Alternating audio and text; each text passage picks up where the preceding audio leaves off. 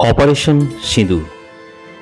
কেন এই অপারেশনের নাম অপারেশন সিঁদুরই বা রাখা হয়েছিল, তার নেপথ্যে রয়েছে এক করুণ কাহিনী। পহেলগামে নিরীহ পর্যটকদের ওপর পাকিস্তান থেকে আসা টেররিস্টরা মহিলাদের সিঁদুর দেখে দেখে তাদের চোখের সামনে তাদের প্রিয়জনদের হত্যা করেছিল। তাই ভারতীয় সেনা এই হত্যা লীলার বদলা নিতে অপারেশন সিঁদুর নাম দিয়েছিল তাদের প্রত্যাঘাতের। এর আগে দুর্গাপুজোর সময় আমরা কলকাতার সন্তোষ মিত্র স্কয়ারে অপারেশন সিঁদুর থিম দেখেছিলাম। আর 2025-এর এই কালী পুজোয় ইসলামপুর পালপাড়া যুবক সংঘের পরিচালনায় তাদের সদস্যদের ঐকান্তিক প্রচেষ্টায় এবং অক্লান্ত পরিশ্রমে তারা তাদের মণ্ডপটি অপারেশন সিঁদুরের প্রেক্ষাপটে সাজিয়েছে। তাদের সদস্যরা দিনের পর দিন পরিশ্রম করে নিজেদের হাতে তৈরি করেছেন এই অপারেশন সিঁদুর মণ্ডপটি। এই সেই হৃদয় বিদারক ছবি, যেখানে মৃত স্বামীর পাশে বসে আছেন তাঁর স্ত্রী। তার করুণ আর্তনাদ গোটা ভারতবাসীর ঘরে ঘরে পৌঁছে গিয়েছিল। এখানে দেখতে পাচ্ছি আকাশ প্রতিরক্ষা ব্যবস্থা, ভারতীয় সুদর্শন চক্র, যেটা ভারতের আকাশকে শত্রুর আক্রমণ থেকে নিরাপদ রেখেছিল।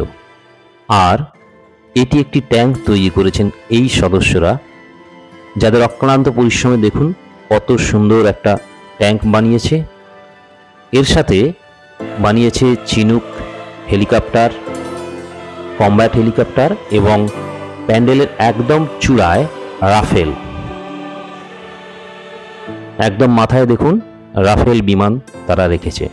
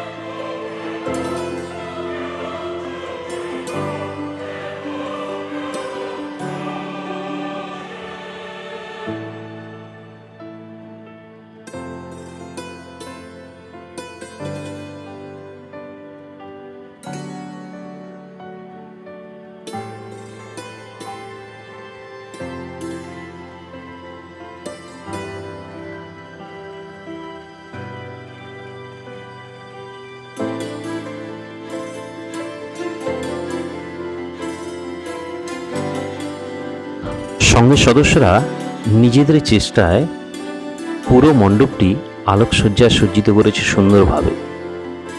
আলো ছায়ার একটা মায়াবী পরিবেশ তৈরি করেছে পুরো মণ্ডপ জুড়ে।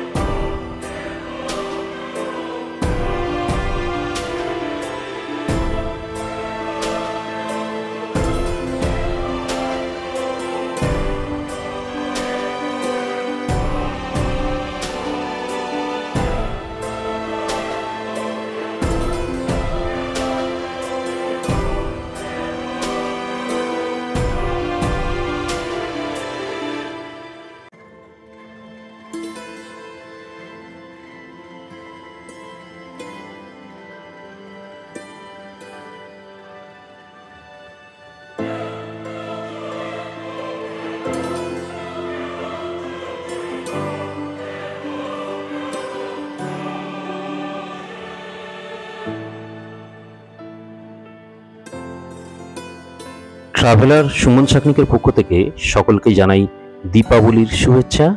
আর ভিডিওটি ভালো লাগলে লাইক, কমেন্ট, শেয়ার করতে ভুলবেন না। আর আমার চ্যানেলে প্রথম হলে অবশ্যই চ্যানেলটি সাবস্ক্রাইব করবেন। ধন্যবাদ।